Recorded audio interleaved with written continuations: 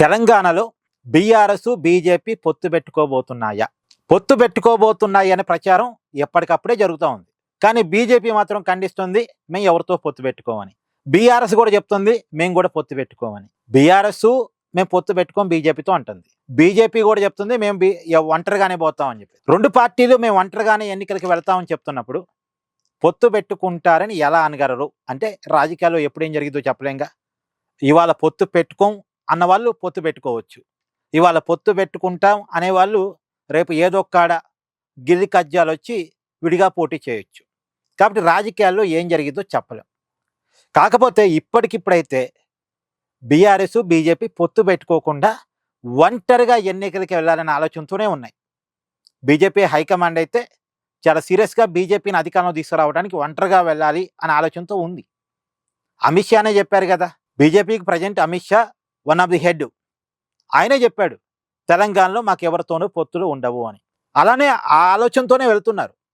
కానీ రేపొద్దున పొత్తు పెట్టుకుంటే అధికారం వస్తుంది అనుకుంటే పొత్తు పెట్టుకోవచ్చు కాక.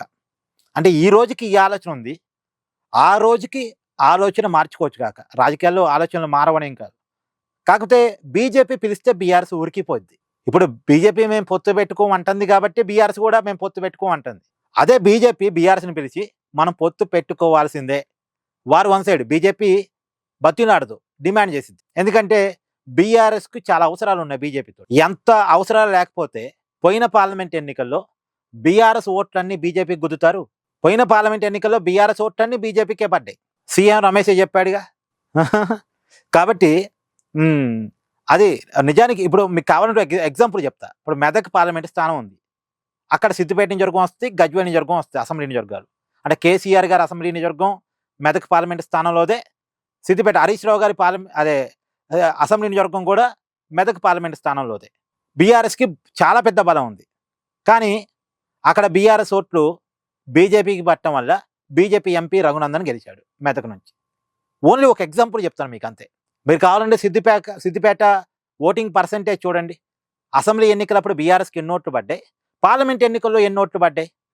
అలాగే గజ్వేల్లో కూడా కేసీఆర్ గారి అసెంబ్లీ నియోజకవర్గంలో కూడా అసెంబ్లీ ఎన్నికల్లో కేసీఆర్ గారికి ఎన్ని ఓట్లు పడ్డాయి, పార్లమెంట్ ఎన్నికల్లో బీఆర్ఎస్ పార్టీకి ఎన్ని ఓట్లు పడ్డాయి.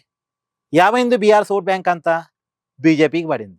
అంటే బీజేపీతో ఉన్న రాజీ అలాంటిది. అప్పుడు ఆ రోజున పరిస్థితులు అట్లాంటివి. కాబట్టి బీజేపీ పొత్తుకి ఓకే అంటే బీఆర్ఎస్ ఏం ఓకే అనకుండా ఉండదు. కాకపోతే మేబీ సీట్ల సర్దుబాటు కాడ సమస్య రావచ్చు. ఇప్పుడు ఈసారి బీజేపీ కూడా పొత్తు పెట్టుకునే కాడికైతే సగం పైన సీట్లు ఎక్స్పెక్ట్ చేసింది, సగం పైన సీట్లు బీఆర్ఎస్ ఇవ్వలేదు. ఎందుకంటే వాళ్ళకి అధికారం ముఖ్యం. బీఆర్ఎస్కి అధికారం ఇవ్వాలంటే బీజేపీ ద్వారా గెలుస్తామో లేదు సీటు తెలియదు.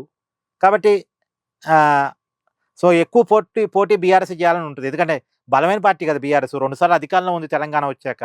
అన్ని చోట్ల ఆ పార్టీకి నిర్మాణం ఉంది, క్యాడర్ ఉంది, నాయకులు ఉన్నారు. కాబట్టి ఎక్కువ చోట పోటీ చేయాలని అనుకుంటుంది. కాబట్టి సీటు సర్దుబాటు కాడ ఇష్యూ రావచ్చు కాక.